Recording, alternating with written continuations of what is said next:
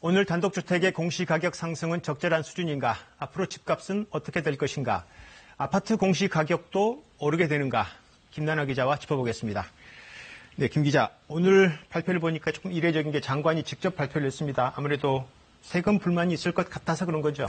네, 주택 공시가격 올린다고 하니까 세금 폭탄 아니냐 뭐 이런 여러 가지 말들이 나왔잖아요. 예. 확실하지 않은 정보들에 대해서 장관이 좀 직접 바로잡겠다. 대체 얼마나 느는 건지 알려주겠다. 이런 의지를 보인 것으로 이해가 됩니다. 예. 그런데 지금 결론적으로는 비싼 집 위주로 핀셋 증세, 세금이 오른다는 거잖아요. 네. 불만이 얼마나 많습니까? 네, 사실 뭐 조금 올린다고 해도 세금 더 내라는데 좋아할 사람은 없을 것 같은데요. 표준 단독주택 예전 공시가격이 나온 이후에 집주인들이 실제로 여러 가지 이의 제기를 했습니다. 1,600건 가까이 접수가 됐다고 하는데요. 예. 지난해와 비교하면 한 2배 정도 더 늘어난 것입니다. 뭐 너무 올랐다 이런 내용일 것 같은데 이번에 공시가격이 10% 정도 오른 건 맞지만 실제 시세 반영률은 53% 정도거든요. 그러니까 지난해와 비교하면 한 1.2%포인트 정도 그렇게 올린 것으로 보입니다. 53% 정도밖에 시세 반영이 안 된다면 예상보다 좀 덜 오른 거 아닌가요? 시장 전문가들 사이에서도 뭐 그런 의견들이 지배적인 것 같습니다. 왜 이렇게 된 예상보다는 건가요? 그렇고요. 예. 아무래도 조세 저항을 의식하지 않을 수 없었을 것 같고요. 또 의지를 밝힌 이후에 처음이니까 앞으로 차차 그 추이를 지켜봐야 될 것 같습니다. 예, 차차 오른다.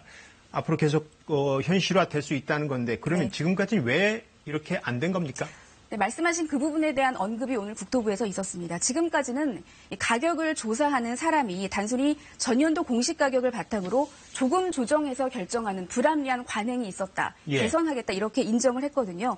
다시 말해서 지금까지는 시세가 올라도 공시가에 제대로 반영이 되지 않았다. 이렇게 얘기를 한 것으로 보입니다. 예, 관행이었지만 불합리했다. 그런데 이게 결국 의지의 문제 아니었을까요? 과거 정부에서? 네, 의지가 부족했다고 해도 예. 뭐 틀린 말은 아닐 것으로 보입니다. 예.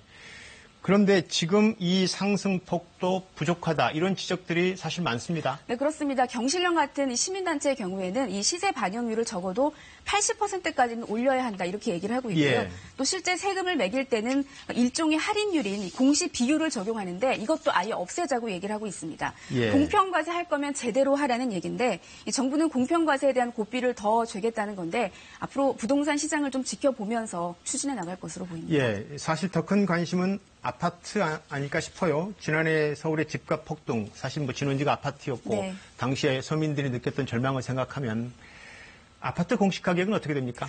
네, 김현미 장관의 말을 보면 아파트의 경우에는 시세 반영률 자체가 크게 달라지진 않을 것 같다. 다만 시세가 오른 시세 상승분은 적극적으로 반영을 하겠다. 이렇게 얘기를 했습니다.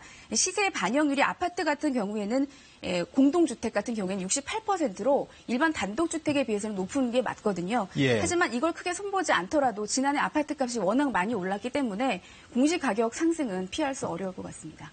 결국 목표는 집값 안정이지 않겠습니까? 네, 집값 안정에 방점이 찍혔다고 볼 수 있을 것 같습니다. 부동산 시장은 이 심리적인 효과가 크기 때문에 어느 정도 효과를 기대해 볼 수 있을 것 같은데요.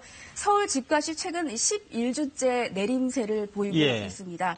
근데 사실 거래가 거의 없습니다. 그러니까 시장이 가뜩이나 위축된 상태에서 이렇게 공시가격을 올리면 세금 부담이 커지는 매물들이 좀 나올지 않겠냐 이런 기대를 하는 거죠. 예, 세금이 지속적으로 오르면 그런 매물들이 더 쏟아질 수도 있다. 네, 그렇습니다.